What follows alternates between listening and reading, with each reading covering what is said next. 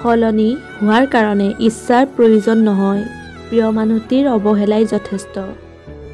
বহুতে ক'ব তুমি বহুত সলনি হৈ গৈছা, কিন্তু তুমি সলনি হোৱা কাৰণটো কোনেও বিচাৰি নাযাব।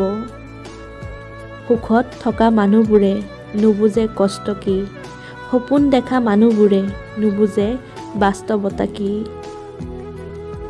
সময় আৰু টকাৰ মাজত প্ৰধান পাৰ্থক্য হ'ল আমি জানো আমাৰ হাতত কিমান টকা আছে, কিন্তু আমি নাজানো আমাৰ হাতত কিমান সময় আছে।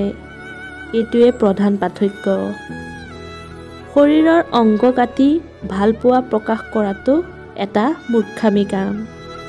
যাৰ কাষত চকু পানীৰ কোনো মূল্য নাই, সি তেজৰ মূল্য কেনেকৈ দিব? তাকেই ভাল পোৱা যিয়ে তোমাক ভাল পায়, তাক নহয় যাক তোমাৰ ভাল লাগে। জীৱনলৈ কাহিনী লিখা বহুত সহজ, কিন্তু কাহিনীৰ নিচিনা জীৱন সজাবলৈ বহুত কঠিন। কাৰোবাক বহুত বেছি অৱহেলা কৰিবলৈ নাই, কাৰণ মানুহ এবাৰ সলনি হৈ গ'লে হাজাৰ কান্দিও তাক আৰু ঘূৰাই পোৱা নাযায়। হাঁহি সুন্দৰ হয় হাঁহিব জানিলে, কথা সুন্দৰ হয় ক'বলৈ জানিলে, মন সুন্দৰ হয় সুখী থাকিলে, আৰু জীৱন সুন্দৰ হয় এজন মনৰ নিচিনা মানুহ থাকিলে। যেতিয়া তোমাৰ পকেট ভৰ্তি টকা থাকিব, তেতিয়া তুমি পাহৰি যাবা তুমি কোন। কিন্তু যেতিয়া তোমাৰ পকেট খালী থাকিব, তেতিয়া গোটেই পৃথিৱীয়ে পাহৰি যাব তুমি আছিলা কোন। যাৰ কাষত তুমি নিজকে যিমান বেছি প্ৰকাশ কৰিবা, তাৰ কাষত সিমান বেছি অৱহেলিত হ'বা।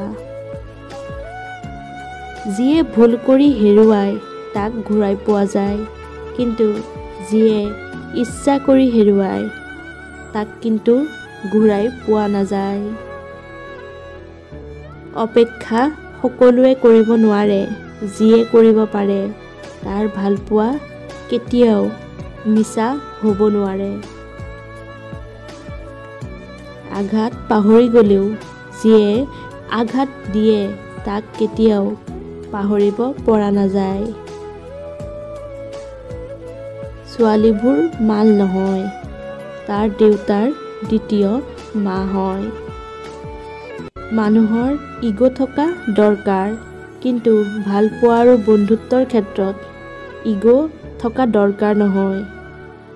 কাৰোবাক কন্দোৱাৰ আগত এটা কথা সদায় মনত ৰাখিবা, চকু পানীয়ে অভিশাপ দিয়ে।